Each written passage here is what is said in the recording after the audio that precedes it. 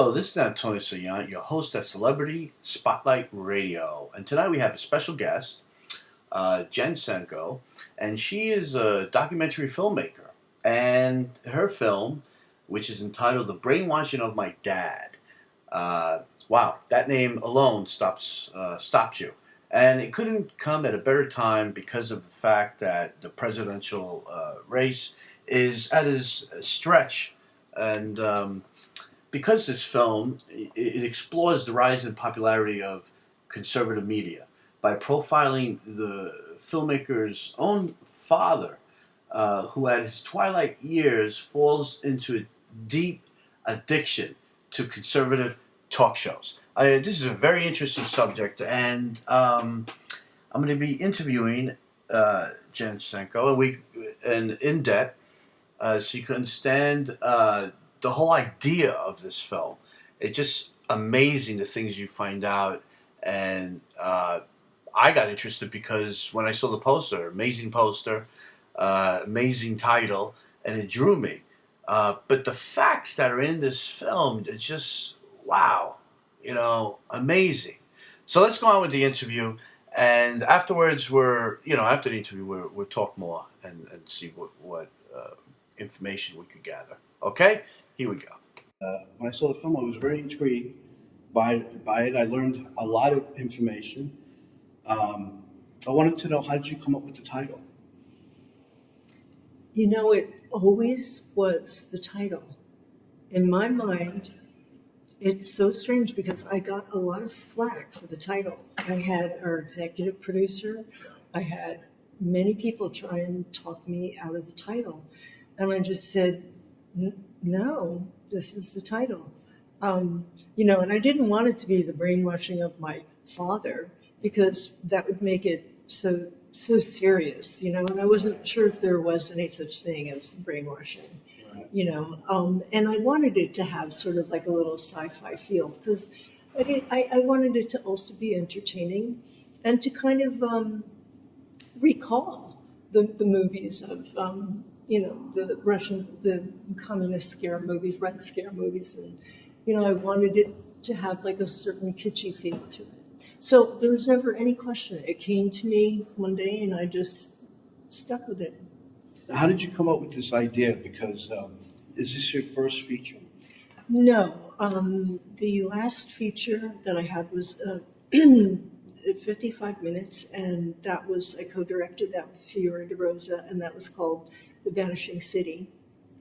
Okay. And that was a movie, a documentary also about the luxurification of New York City and how it was chasing out the middle and lower income people, with all of the luxury building going on at that time. And then before that, I did another documentary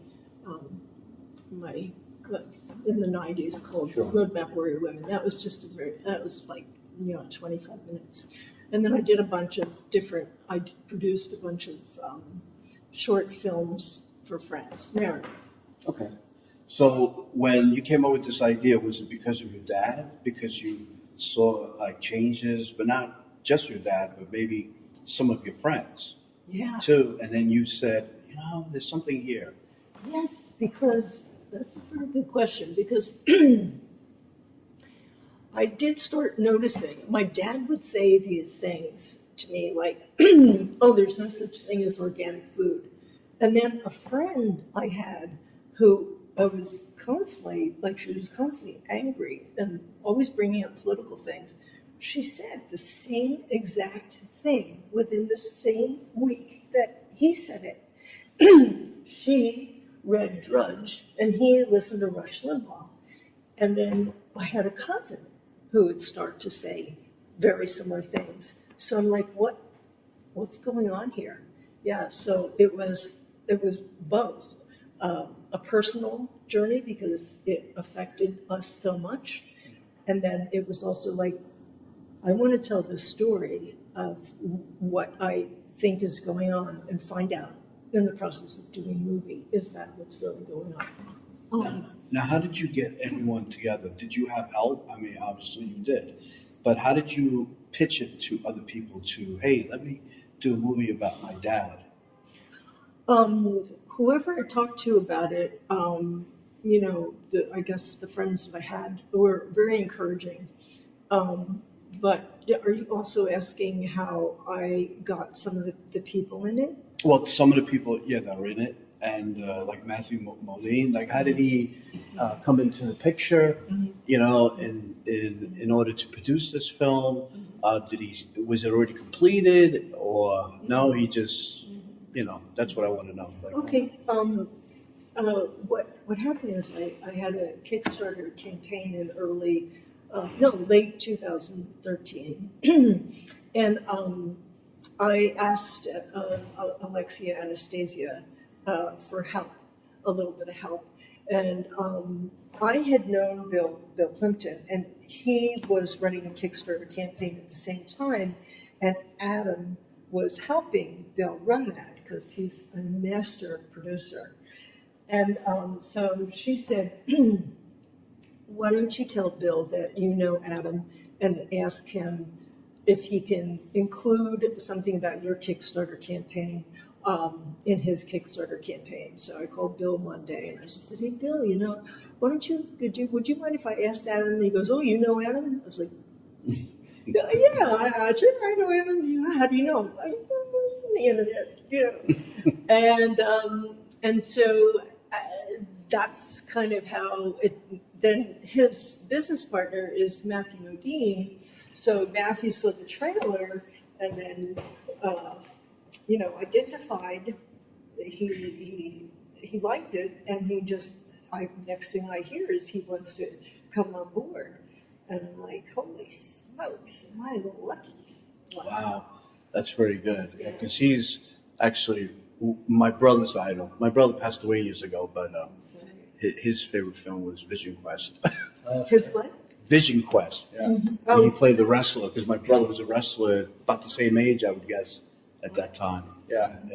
And I always remember that. Just celebrated its 30th anniversary. Yeah. Can you believe that? No, I can't. He actually went and did a screening in Spokane, Washington, where it was filmed about 2 months ago. They did like an anniversary screening, and he ran through the town, just did a whole thing.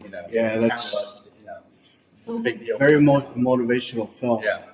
And they want to do a remake, and I know. Yeah. I don't think they should. Anyway. Only if they bring him back. Yeah. He could be like as a coach. Yeah. Who knows? But. Right. Well, the film, I was intrigued because I watch Fox News, but I'm not addicted to Fox News.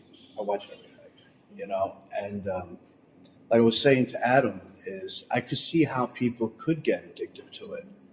And the way they speak, it's like, I wonder if they hire them, they have to go through some kind of cloning process, because it's like they scripted, almost like the words are similar if you watch every host. Mm-hmm.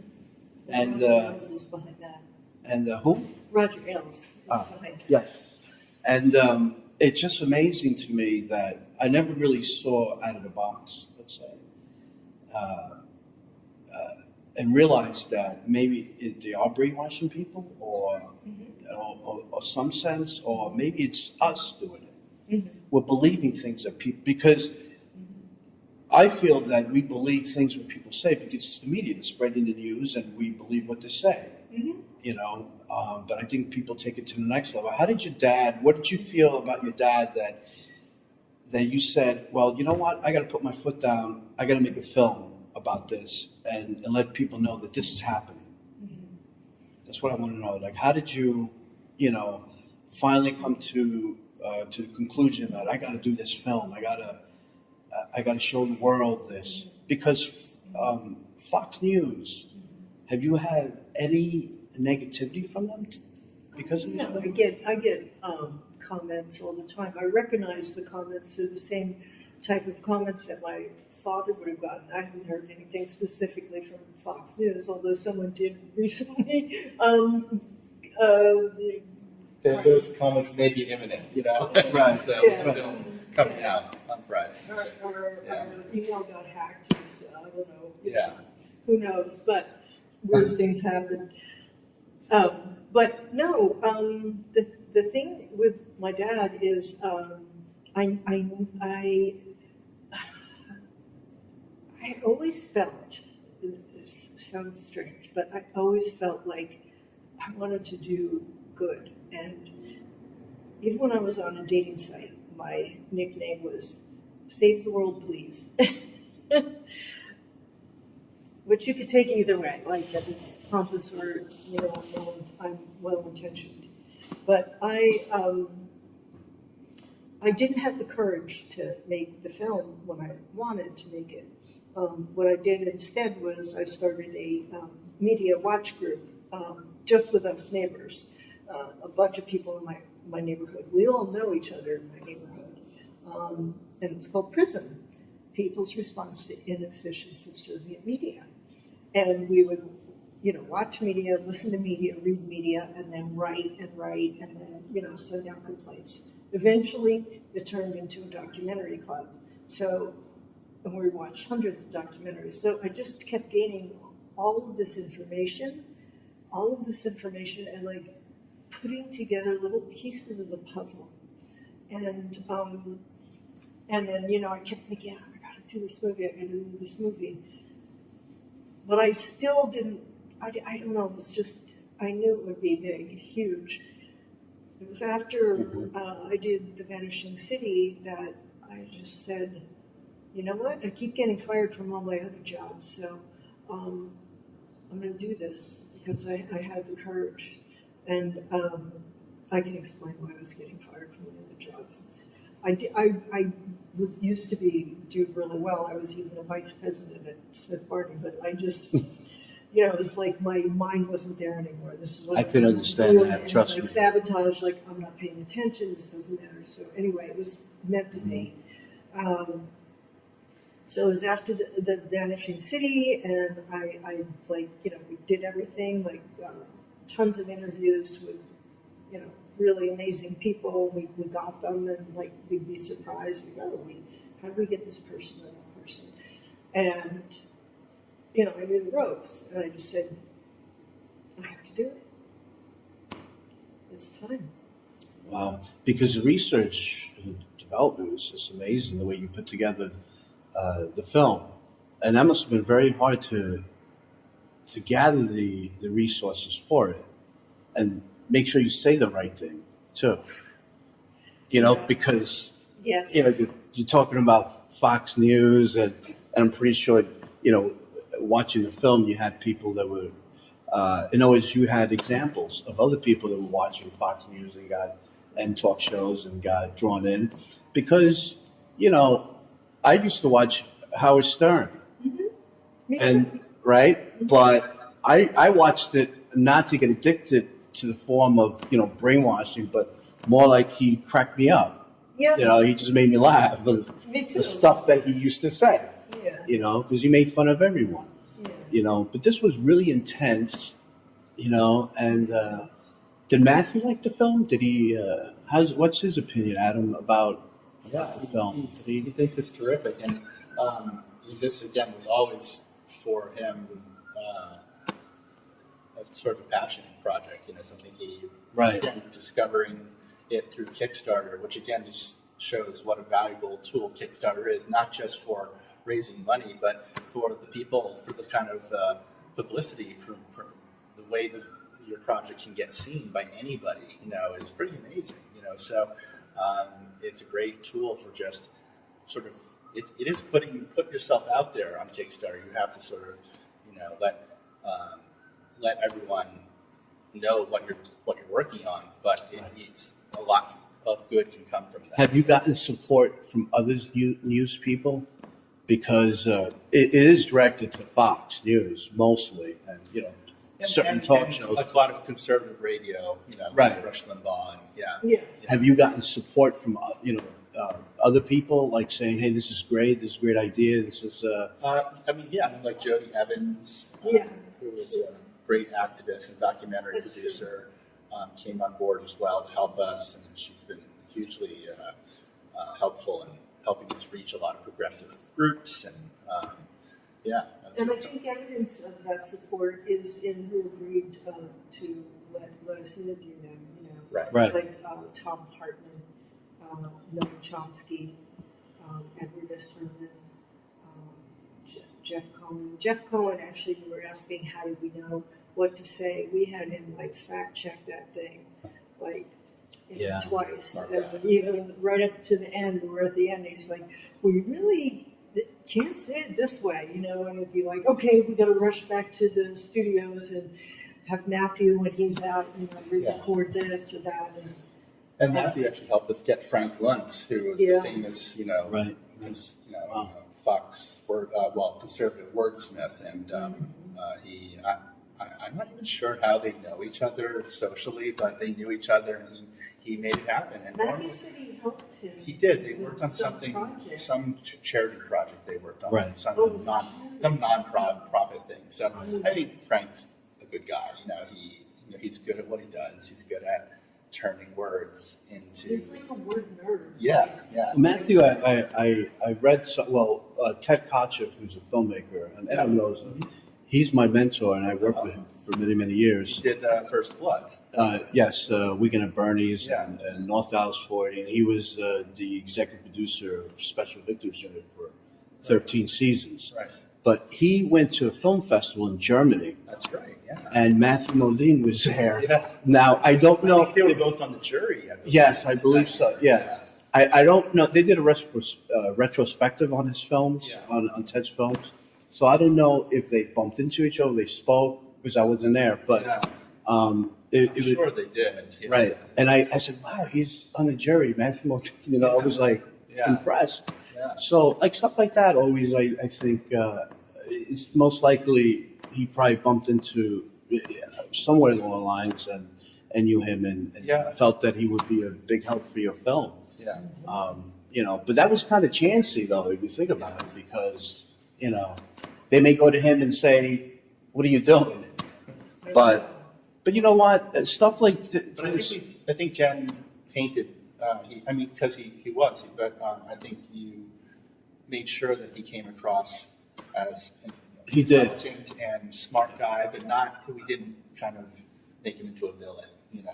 No. Oh, were you talking about Frank Luntz, Luntz? yeah. Oh, I thought, okay. Yeah. Right. I got mixed up. I thought you were Oh, talking that's- about Matthew Modine. Yeah.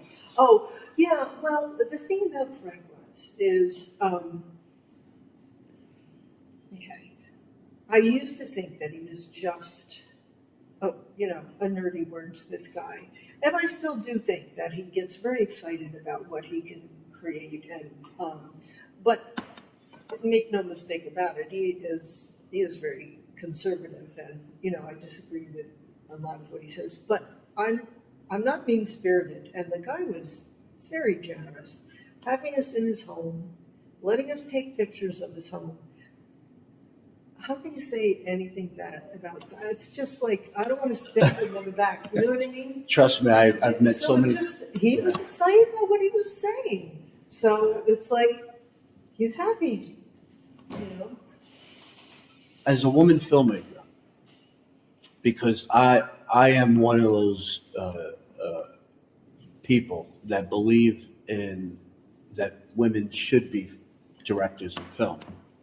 And Ted Kotcheff, actually, just so you know, that in his time in Special Victims Unit has helped many women become directors for that show.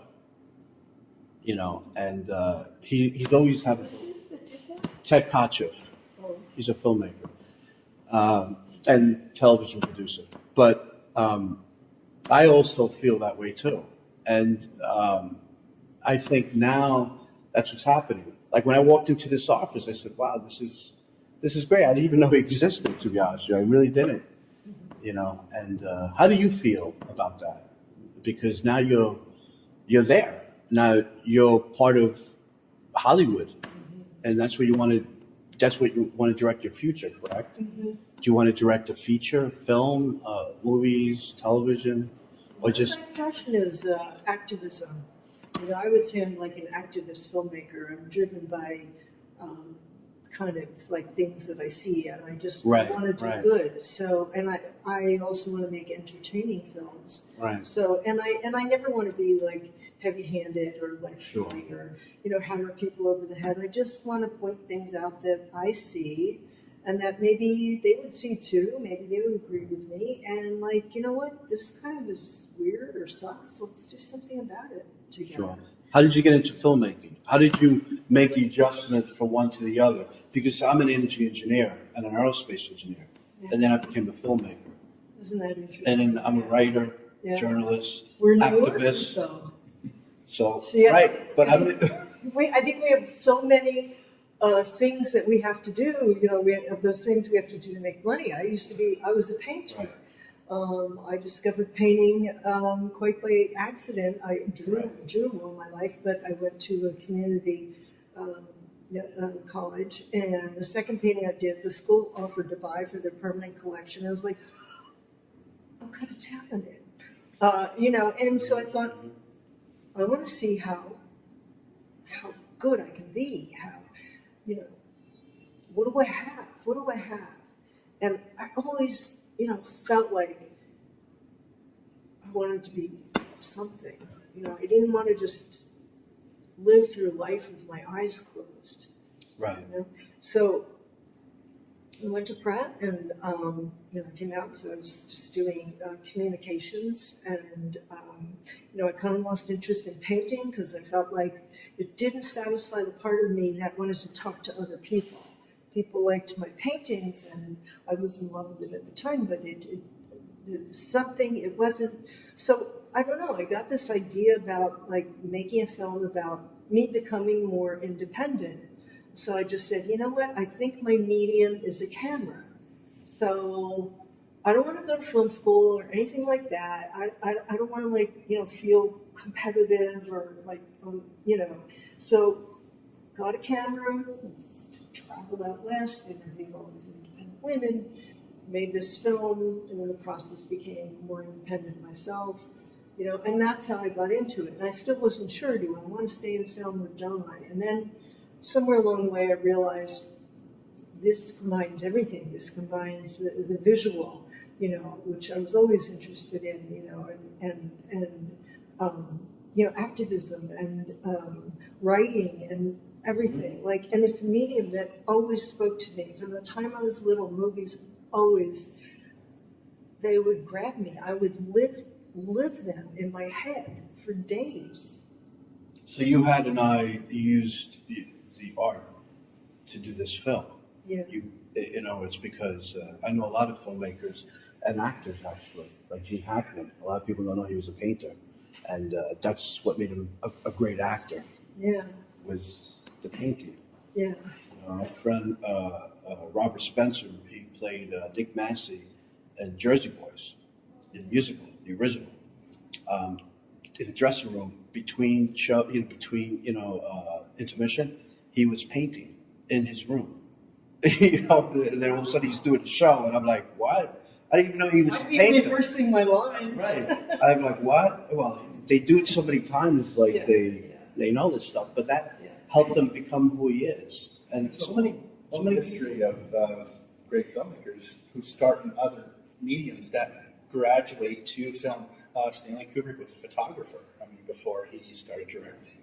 I think there are some stepping stones that have to take place before you get to direct, before you have maybe the confidence and just the skill set to sort of tell a story with a camera. Well, you told this story very well. What do you see? What's the message you're trying to tell? What's the message you want the world to see? That there really was a vast right-wing conspiracy, that we have to name it as such, and that media is extremely powerful, and hopefully people will be more aware once they see the movie of certain tactics for whatever, right, left, whatever, be aware that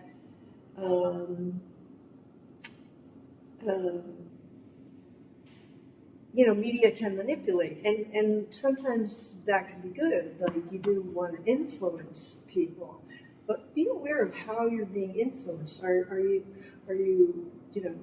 using your intellect, or is it through fear? And I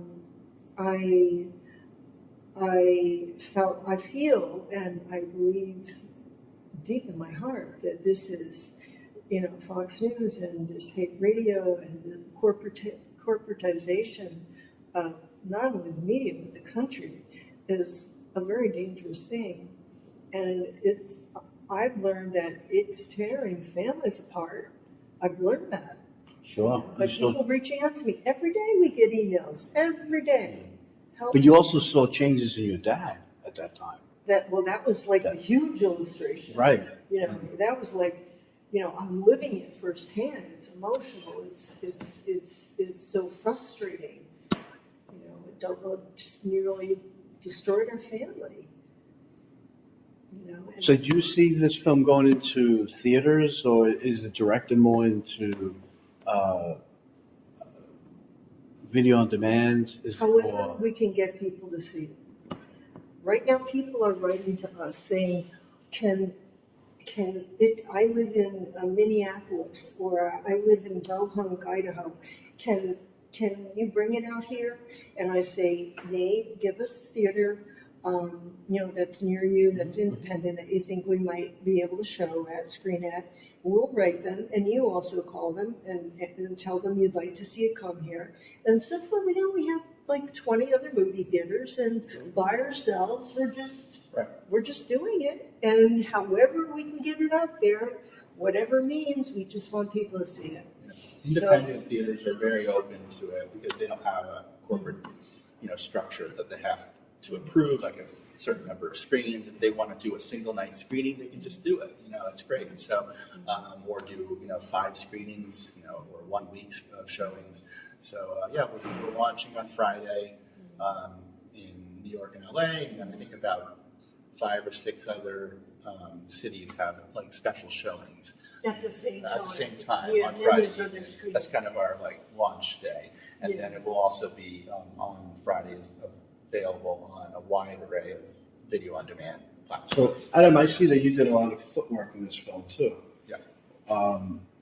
Why not executive producer? Why just producer?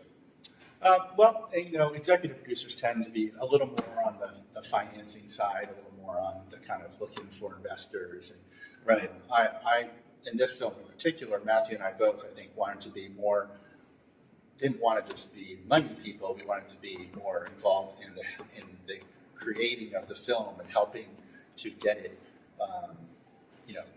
made as professionally as possible, with the best, voiceover recording, with great animation from somebody like Bill Plimpton, who's an Oscar-nominated director, and just getting the film, just raising the film's sort of production value as much as possible. So because we were on a shoestring budget, so the goal was sort of make the film. It's like Robert Rodriguez, who always makes films really cheaply. He always says, if I have $6 million, I want to make my movie look like $60 million. If I have $60 million, I want to make it look like $160 million. So it's kind of, that's the goal. I think, to make your film look better than it is. That Adam was involved the way he was. I mean, in the beginning, he wasn't as involved, but he got involved last summer when I became almost ill. I mean, he was involved much.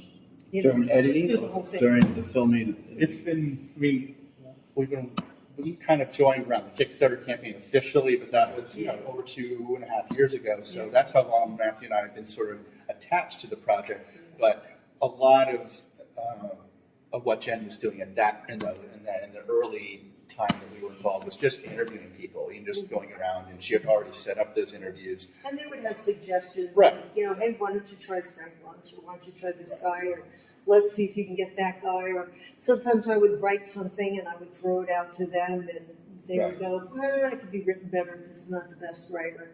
I like throw them at the train of kiss. That's why I do. Well, I congratulate you. But this is a great film. I saw it. I loved it. I agree. I believe in it too. It kind of opened my mind up, That's you what I'm know, to hoping it. to So do. I think it's going to work, and I wish you a lot of luck. Thank you. And it's not even luck because it's hard work. Yeah. It's Very true. hard You know, work. a lot of people say good luck. It's hard work. Well, thank you. Appreciate it. Hard work with a little bit of luck. You know? It always helps. Yeah. So. But Thank you for coming. thank you for everything. Yeah. So we're back here at Celebrity Spotlight Radio, and what a fantastic interview that was, and so much information that we learned about the media and the whole brainwashing thing, and I could relate to that because I sometimes do a lot of research on the internet, and I also, could understand how you could fall into that trap. Anyway, if you want more information about this film, the official website is the same name, obviously, www.thebrainwashingofmydad.com. And on Facebook, same name. And on Twitter, it's at Brainwashing Dad. Fantastic. Go see the film. You can find out from the website when it's playing or where you can get your hands on it. My advice is to watch it in depth. It's a pretty good film. I loved it. I enjoyed every minute of it, and it's just amazing to me. Anyway, this is another week for Celebrity Spotlight Radio, and remember, find me on Twitter, same name, Facebook, same name, and we'll soon be in iTunes and SoundCloud, and you can look us up. Obviously by the same name, Celebrity Spotlight Radio, and where we give great interviews with special guest celebrities and independent filmmakers and directors and writers and actors and all that good stuff. Anyway, www.celebrityspotlightradio.com. You can contact me and please comment, reviews, send me some information, any question, and I'll gladly answer at information@celebrityspotlightradio.com. See you next week. Thank you.